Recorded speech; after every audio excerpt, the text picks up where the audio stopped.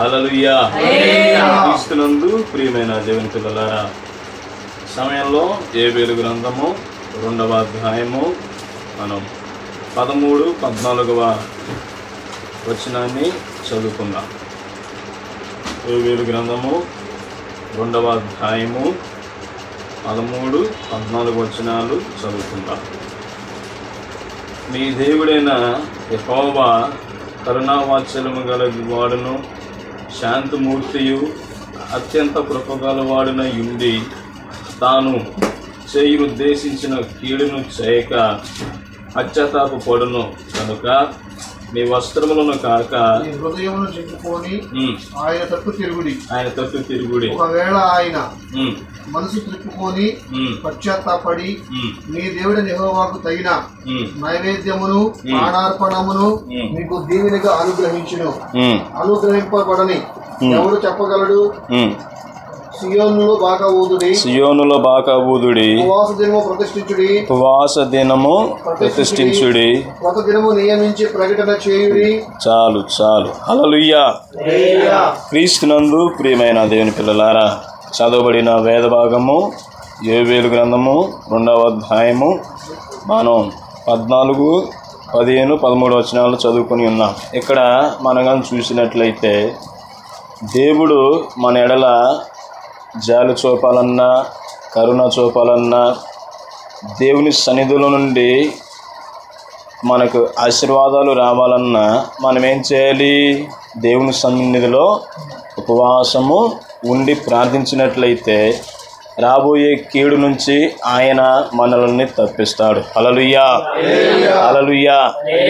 దేవుని సన్నిధిలో మనం ఎప్పుడైతే ఉపవాస దినాన్ని మనం ప్రారంభిస్తామో మన జీవితంలో ఉంటున్న ప్రతి గందరగోళాలు, ప్రతి ఆటంకాలు, ప్రతి శాపాలు అన్నీ వాతంతటికవే తొలగిపోతూ ఉంటాయి. ప్రియమైన దేవుని బిడ్డలారా, ఈ యొక్క యోవేలు గ్రంథము దాని యొక్క ఇంట్రడక్షన్ క్లుప్త వివరణ మీకు చెప్తాను. యోవేలు బైబిల్లో 14 మంది ఉన్నారు. ఎంతమంది? 14 మంది. అయితే ఇతడు ఎవరు? పెతూయేలు కుమారుడని యోవేలు గ్రంథము 1వ అధ్యాయం 1వ వచనంలోనే సెలవిస్తుంది. అయితే దేవుని బిడ్డలారా, ఇశ్రాయేలు ప్రజలు మీదకి ఏం రాబోతుంది? కీడు అనేది రాబోతుంది. ఈ కీడు రాకుండా ఉండటానికి ప్రవక్త ముందుగానే దేవుని చేత ప్రేరేపించబడి ఆయన ఏం చేస్తున్నాడు? దేవుడు చేత, దేవుని ఆత్మ చేత అతను ప్రవచనం ఎత్తుతున్నాడు. ఆ రాబోతున్న ఆ కీడు, ఆ శాపాలు ఏమిటి మనం కానీ చూసినట్లయితే దేవుని బిడ్డలారా, ఒకసారి 1వ అధ్యాయము 2 నుంచి చదవండి. పెద్దలారా ఆలకించుడి, దేశపు కాపురస్తులారా మీరందరూ చెవియొగ్గి వినుడి. ఇలాంటి సంగతి మీ దినములలో కానీ మీ పితరుల దినములలో కానీ జరిగినదా? ఈ సంగతి మీ బిడ్డలకు తెలియజేయుడి. వారు తమ బిడ్డలకును ఆ బిడ్డలు రాబోవు తరము వారికి తెలియజేయుదురు. 4వ వచనం. గొంగళ పురుగులు విడిచిన దానిని మిడతలు తినివేసి ఉన్నవి, మిడతలు విడిచిన దానిని పసల పురుగులు తినివేసి ఉన్నవి, పసల పురుగులు విడిచిన దానిని చీడ పురుగులు తినేసి ఉన్నవి. భక్తులారా మేలుకొని కన్నీరు విడుగుడి, ద్రాక్షరస పానమును చేయువారులారా రోదనములు చేయుడి, క్రొత్త ద్రాక్షరసము మీ నోటికి రాకుండా నాశనమాయెను. చాలు. హల్లెలూయా. ఇక్కడ మనం కానీ చూసినట్లయితే దేవుని బిడ్డలారా, ఆయన ఏం చేస్తున్నాడు? ఇక్కడ ప్రవచనంలో ఏమైనా ఉంది? ఇక్కడ 4వ వచనంలో 4 రకాలైన పురుగులు కానీ వస్తున్నాయి. ఎన్ని రకాలు? 4 రకాల పురుగులు కానీ వస్తున్నాయి. మొదటి పురుగు పేరేంటి? గొంగళ పురుగు. 2వ పురుగు పేరు మిడతలు. 3వది, 4వది చీడ పురుగులు. ఈ 4ని మన బైబిల్లో ఎట్లున్నది కాబట్టి మీరు కాస్త నేర్చుకోవాలనేసి నేను దీని కాస్త చారిత్రక ఆధారంతో మీకు చెప్తున్నాను. హల్లెలూయా. ఫస్ట్ ఏం పురుగులు ఉన్నాయి? గొంగళ పురుగులు. ఇశ్రాయేలు ప్రజలని 4 శత్రురాజులు బానిసలుగా చేసుకున్నారు. వారు ఎవరంటే మొట్టమొదటి ఐగుప్తీయులు. ఎవరు? ఐగుప్తీయులు. ఈ ఐగుప్తీయులు ఎవరికి సాదృశ్యంగా ఉన్నారంటే గొంగళ పురుగులకు సాదృశ్యంగా ఉన్నారు. ఇశ్రాయేలు ప్రజలు ఐగుప్తు నుంచి బయటకు వచ్చిన తర్వాత ఏ చెరలోనికి వెళ్ళారు? ఇశ్రాయేలు ప్రజలు అట్లనే యూదులు ఫస్ట్ కలిసి ఉండేవారు.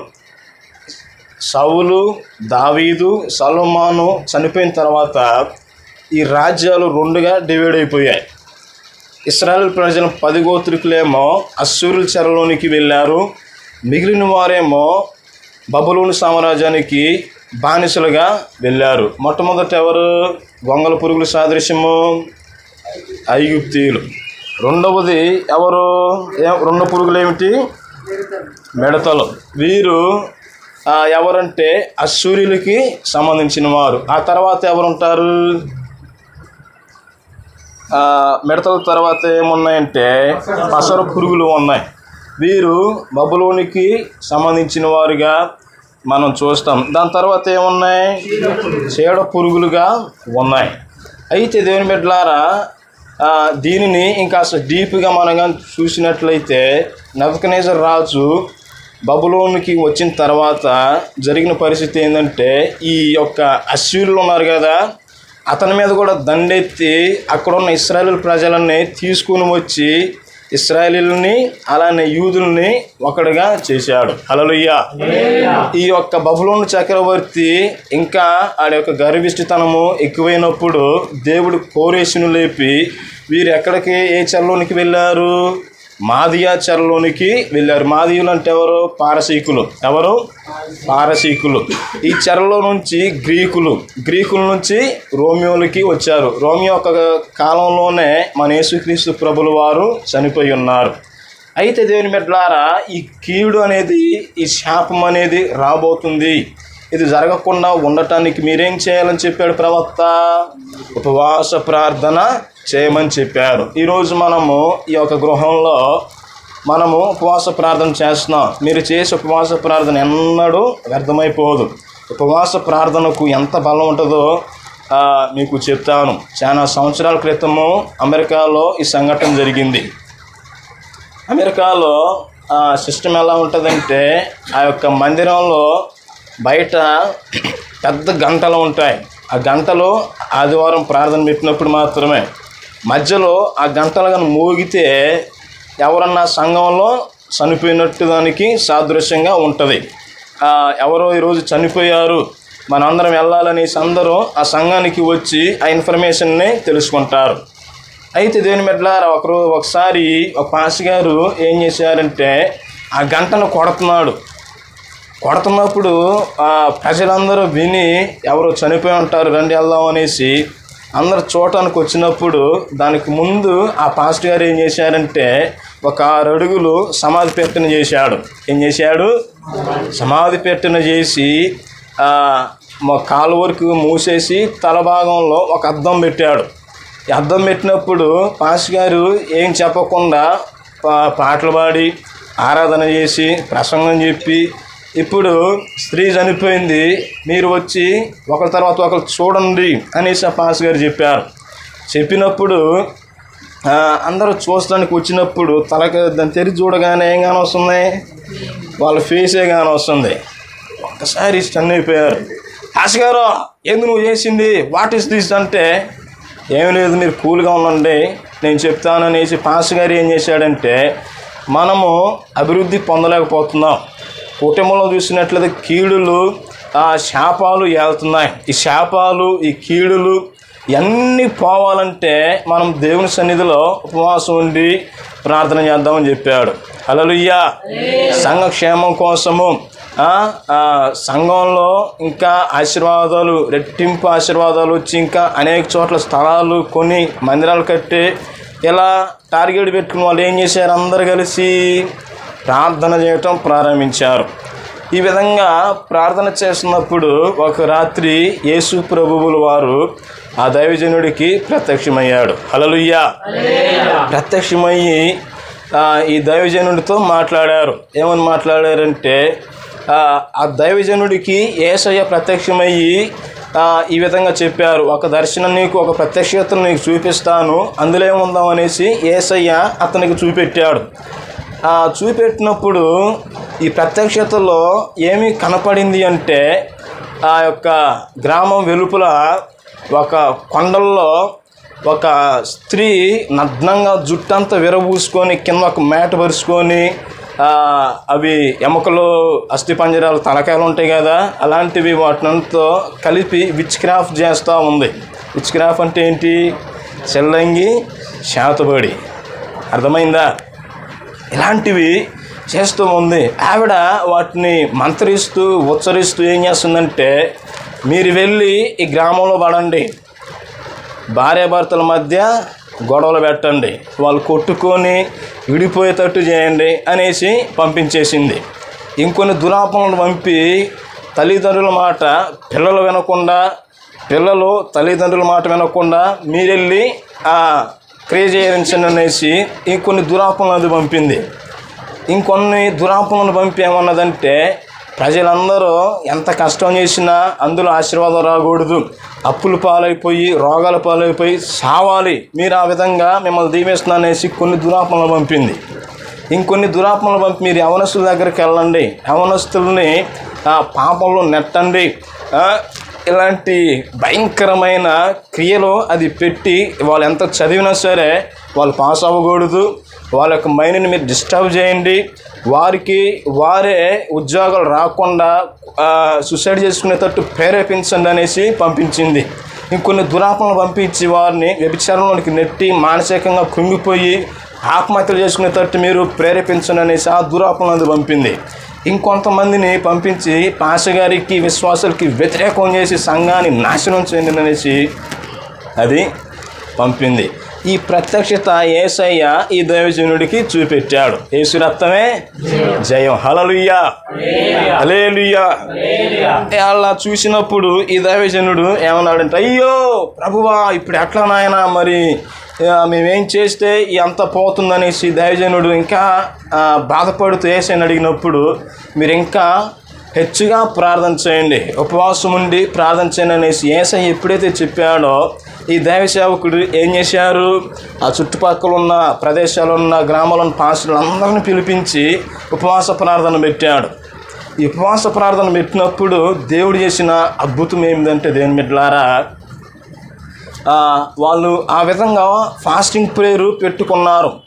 ఈ దురాత్మ ఏం చేసింది, యథావిధిగా దయ్యాలను వదులుతుంది. దయ్యాలను వదులుతున్నప్పుడు ఎవరైతే ఉపవాసం ఉండి ప్రార్థన చేస్తున్నారో వారి కుటుంబాల చుట్టూ దేవుని కాపుదల ఉన్నదంట. హల్లెలూయా. వాళ్ళ గృహంలోనికి వచ్చినప్పుడు దానికి కరెంట్ షాక్ కొట్టి వెనకబడుతున్నాయి.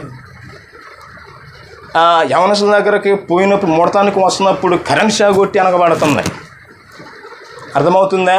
బైబిల్లో చూసినట్లయితే ఏవు గృహం చుట్టూరు ఏమున్నది, దేవుని కంచె ఉన్నది. మన ఇంటి చుట్టూరు ప్రహరీ ఉన్నట్టు యేసయ్యను నమ్ముకున్న ప్రతి ఒక్కరికి ఆయన కాపుదల ఉంటుంది. హల్లెలూయా. ఈరోజు ఉదయం నుంచి సాయంత్రం వరకు సుమారు మన ఇండియాలో 1200 మంది యాక్సిడెంట్లో చేస్తారు. కానీ ఈరోజు మనం సజీవులంగా ఉన్నామంటే దానికి కారణం ఎవరు? యేసుక్రీస్తు. హల్లెలూయా. ఎందుకని? దేవుని కాపుదల మనకున్నది. ఆ తర్వాత హస్త ప్రయోగాలు చేసి భయంకరమైన ఈ విధంగా అది దాడి చేయడానికి ఆ గృహాల మీదకు వస్తుంటే ఏ గృహాన్ని కూడా అది టచ్ చేయలేకపోతున్నాయి. ఎందుకని? దేవుని కాపుదల మనకున్నది. అలానే ఉపవాస ప్రార్థనలో అంత బలమైన శక్తి ఉన్నది. యేసు రక్తమే జయం. దేవుని బిడ్డలారా, జరిగిన ఆశ్చర్యం ఏమిటంటే, ఈ దయ్యాలన్నీ పోయి ఈ మంత్రి ఇచ్చింది కదా మంత్రిగత్తె, ఆమె దగ్గరికి వెళ్ళి నిలబడ్డాయి. ఏయ్, ఎందుకు మీరు వచ్చారంటే, మేము వాళ్ళ దగ్గరకు మేము పోలేకపోతున్నాం, వాళ్ళు పట్టుకుంటుంటే అగ్ని మమ్మల్ని, ఆ అగ్నికి ఆ యొక్క భయంకరమైన వేడికి మేము తట్టుకోలేకపోతున్నాం అనేసి అంది. లేదు లేదు, మీరు వెళ్ళి వాళ్ళు నాశనం చేయనేసి ఇది వాదులాడుతుంది. నో, మేము వెళ్ళలేము, ఇంకో గ్రామం చెప్పు, మేము వెళ్ళిపోతాం అంటే మేము వెళ్ళాము, మీరు అక్కడికి వెళ్ళాలని ఇది చెప్తుంది. మరి మీరేం చేస్తారంటే, మాకు కావాల్సింది ప్రాణాలు. ఇప్పుడే నాకు నువ్వు కూడా మనిషివే కదా అనేసి దయ్యాలన్నీ దీని మీద పడి గొంతు విసిగి చంపేసాయంట. హల్లెలూయా, హల్లెలూయా. ఈరోజు నీ కుటుంబంలో నిన్ను ఏదైతే శోధిస్తుందో అదంతా నాశనం అయిపోతుంది. నమ్మితే ఇంకోసారి గట్టిగా దేవునికి స్తోత్రం చేయండి. హల్లెలూయా. అంత పవర్ దేనివల్ల వస్తుంది? ఉపవాస ప్రార్థన వల్ల వస్తుంది. దేవుని సముఖంలో నీ ఉపవాసము ఉన్నప్పుడు హృదయపూర్వకంగా మనసు విప్పి ఫ్రెండ్స్తో మనం మాట్లాడినట్లు, ఏసైతో మనం మాట్లాడినట్లయితే ఆయన ప్రతి ఒక్క మొరను ఆయన వింటాడు. ఆయన ఏమన్నాడంటే, నాకు మొరపెట్టుము నేను నీకు ఉత్తరం ఇస్తానన్నాడు. ఈరోజు మనం ఫోన్లు చేస్తాం, ఫోన్ చేయగానే టక్కునని అవతలు ఎత్తుతారు, అలానే మాట్లాడతారు. కానీ దేవుడు మనతో మాట్లాడకపోవటం కారణం ఏంటి? దాని అనుకున్న అంతర్యం ఏమిటంటే, దేవుని బిడ్డలారా, దేవునికి మనకి మధ్యలో ఏముంటాయి? పాపం ఉంటాయి. మనిషి ఉదయం నుంచి సాయంత్రం పడుకునేంత వరకు 270 రకాల పాపాలు చేస్తాడు. చూపు ద్వారానో, మాట్లాడే మాట ద్వారానో, నడిచే నడత ద్వారానో, ఆలోచించే తలంపు ద్వారానో, చేతులతో ఏదో ఒక రకంగా మనిషి పాపం చేస్తాడు. యెషయా గ్రంథం ఉంటుంది 58వ అధ్యాయంలో, రక్షించడానికి నా చెయ్యి కొరచకాలేదు, వినటానికి నా చెవులో మందగిల్లలేదనేసి అంటున్నాడు. అయితే మీకును నాకును అడ్డుగా కొన్ని దోషాలు ఉన్నాయి, వాటిని విడిచిపెట్టినట్లయితే నేను మీ దగ్గరకు వస్తాను అంటున్నాడు. హల్లెలూయా, హల్లెలూయా. మరి మనం దేవుని సన్నిధిలో ప్రార్థన చేస్తున్నాం. ఈ ప్రార్థనకు జవాబు రాకపోవటానికి కారణం ఏంటంటే, మనలో ఏదో ఒక రకంగా మనం మానవులు నరమాతులు కాబట్టి మనం తప్పు చేస్తాం. ఈ తప్పుల వలన దేవుని యొక్క ఆశీర్వాదాన్ని మనము పొందుకోలేకపోతున్నాం. దేవుని సన్నిధిలో ఉపవాసం ఉన్నప్పుడు మన పాపాలు మనం ఒప్పుకున్నట్లయితే దేవుడు ఏం చేస్తాడు? మన పట్ల అద్భుతాలు, ఆశ్చర్యకార్యాలు చేస్తాడు. హల్లెలూయా. బైబిల్లో ఒక ఆయన ఉన్నాడు, ఆయన పేరు హిజ్కియా. 2వ రాజుల గ్రంథము 20వ అధ్యాయము మనం మొదటి నుంచి చూసినట్లయితే ప్రవక్త వచ్చి ప్రకటిస్తాడు, హిజ్కియా నీవు మరణమవుతున్నావు, నీళ్ళు నీవు చక్కబెట్టుకోమని వార్నింగ్ ఇస్తాడు. వార్నింగ్ ఇచ్చిన తర్వాత హిజ్కియా ఏం చేశాడు? గోడ తట్టు తిరిగి ప్రార్థన చేశాడు. ఈరోజు మీరు ఏ సంఘానికి వెళ్ళినా సరే ఆ సంఘము ఏ వైపు ఉంటుందో ఆ వైపు తిరిగి మీరు ప్రార్థన చేసినట్లయితే మీకు దేవుడు జవాబుని ఇస్తాడు. హల్లెలూయా. హిజ్కియా ఎలా ప్రార్థన చేశాడు? పూర్వము నేను ఎలా ఉన్నానో ఒకసారి నన్ను జ్ఞాపకం చేసుకో, అలాంటి జీవితం నాకు ఈ ప్రభువా, నాకు చావాలని లేదు, బతకాలని ప్రార్థన చేశాడు. ఎన్ని సంవత్సరాలు బ్రతికిండో తెలుసా? 15 సంవత్సరాలు బ్రతికాడు. హల్లెలూయా, హల్లెలూయా. మళ్ళీ దానికి ప్రూఫ్స్ కూడా అడిగాడు, దేవుని ప్రవక్త ద్వారా అవి నెరవేరాయి. మరి హిజ్కియా ప్రార్థించగానే వెంటనే జవాబు వచ్చింది. దానియేలు ఎన్ని రోజులు ప్రార్థన చేశాడు?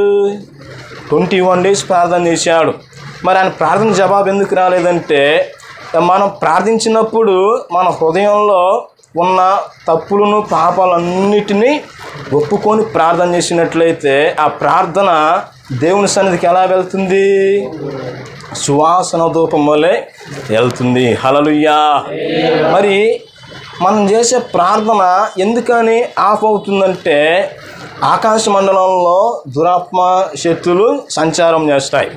ఈ దురాత్మ శక్తులు, అంధకార శక్తులు అవి మన కళ్ళకి కనపడవు, కానీ మనం దేవుణ్ణి కలిగి ప్రార్థన చేసినప్పుడు వాటిని దేవుడు మనకు బయలుపరుస్తాడు. యేసు రక్తమే జయం. హల్లెలూయా. మనము మనసులో ఒక వ్యక్తి మీద కోపం పెట్టుకొని ప్రార్థన చేస్తే ఆ ప్రార్థనగా సాతానులు అడ్డుకుంటాయి. ఇదిగో ఫలానా వ్యక్తి ప్రార్థన చేశాడు, ఓకే పర్ఫెక్ట్, కానీ ఆ వ్యక్తి మీద అతనికి ఏముంది? కోపం ఉంది, ఇది మనదే పట్టుకుని అంటాయి. ఒక వ్యక్తిని తిట్టి ప్రార్థన చేసామనుకో, అతడు బూతులు తిట్టాడు కదా, తిట్టాను నేర్పించింది ఎవర్రా? మనమే, ఇది కూడా మందని అది పట్టుకుంటాయి. అర్థమవుతుందా? నీ బైబిల్ని లేదా ఈ ఫోన్ని పైకి ఇసిరేయాలనుకున్నా, పైకి పోవాలనుకున్నాను, ఇక్కడ ఇసిరేస్తే ఏమడ్డు అసలు పైకి పోయిద్దా? ఎందుకని? మనకు అడ్డు అది ఉంది. అట్లనే మనం చేసే ప్రార్థన పైకి పోవాలంటే ఎట్లా ఉండాలి? మన మనసు కూడా ప్రశాంతంగా దేవుని సముఖంలో చేస్తున్న ప్రతి ప్రార్థనకు ముందు మనం ఆయన సన్నిధిలో చేసిన ప్రతి పాపాన్ని ఒప్పుకొని ప్రార్థించినట్లయితే ఆయన మనకి వెంటనే జవాబునిస్తాడు. హల్లెలూయా, హల్లెలూయా. అంధకార దురాత్మ శక్తుల వల్లనే మనకి కష్టాలు బాధలు వస్తూ ఉంటాయి. మరి ఇవన్నీ సర్వనాశనం కావాలంటే ఏం చేయాలి? దేవుని సన్నిధిలో ప్రార్థన చేయాలి. ఆ ఉపవాస ప్రార్థన ఎలా ఉండాలి? మరి బైబిల్లో రహస్యంగా వెళ్ళి తలుపేసిన ఉపవాసం ఉన్నప్పుడు అని ఉన్నది కదా. యోబేలు గ్రంథంలో చూసినట్లయితే ఇప్పుడు మనం చదువుకున్నట్టు బహిరంగ కూడా ఉన్నది. దేశ నివాసులు అందరూ కలిసి మీరు అంగలార్చి ప్రార్థించినట్లయితే మీ మీదకి రాబోతున్న కీడుని నేను తప్పిస్తానంటున్నాడు. హల్లెలూయా. ఈరోజు మనందరం ఒక కుటుంబంగా కూడుకొని ఉపవాస ప్రార్థనలో మనం పాల్గొని ప్రార్థన చేస్తున్నాం. దేవుడు ఖచ్చితంగా మనకు ద్వారాలు తెరుస్తారు. మరి మీకు ఏ సమస్యలతో ఉన్నారో నాకైతే తెలియదు, కానీ ఆ సమస్యలన్నీ మటుమామైపోతున్నాయి. హల్లెలూయా. దేవుని సముఖంలో మన ఉపవాసం ఉన్నప్పుడు ఈ రీతిగా మనం ప్రార్థించినట్లయితే దేవుడు మన జీవితంలో అద్భుతాలు చేస్తాడు. దేవుడు అక్కడ ఆలస్యమైతే మరొకసారి కలుసుకున్నప్పుడు ఇంకా మనం బాగా దేవుని వాక్యాన్ని ధ్యానం చేసుకుందాం. దేవుడు ఈ చిన్న మాటలను మీ యొక్క వెనుకలో దేవుడు ఆశీర్వదించునుగాక. ఈ వాక్య సందేశం ద్వారా దేవుడు మీ అందరినీ బలపరిచి మిమ్మల్ని మీ కుటుంబాలను దీవించి ఆశీర్వదించునుగాక. ఆమేన్, ఆమేన్. హల్లెలూయా. ప్రార్థన చేసుకుందాం అండి. పరిశుద్ధుడైన తండ్రి, మీ ఘనమైన నామానికి స్తోత్రం. అబ్రహాం, ఇస్సాకు, యాకోబుల యొక్క దేవా, మీరు మాతో ఉన్నందుకు స్తోత్రం తండ్రి. మరి ఎంతవరకు నాయన అద్భుతమైన మాటలు మీరు మాతో మాట్లాడినందుకు వందనాలు. విన్న వాటిని మా గుండెలో అది దేవా ముద్రించుకొని వీటి క్రమం నిమిత్తం మేము జీవించినట్లు సహాయం చేయమని దేవా, మా ప్రార్థనకు వెంటనే జవాబులను అనుగ్రహించమని యేసయ్య నామములో ఈ ప్రార్థన నీ పాదాల చెంత సమర్పిస్తున్నాం తండ్రి. ఆమేన్, ఆమేన్, ఆమేన్. హల్లెలూయా.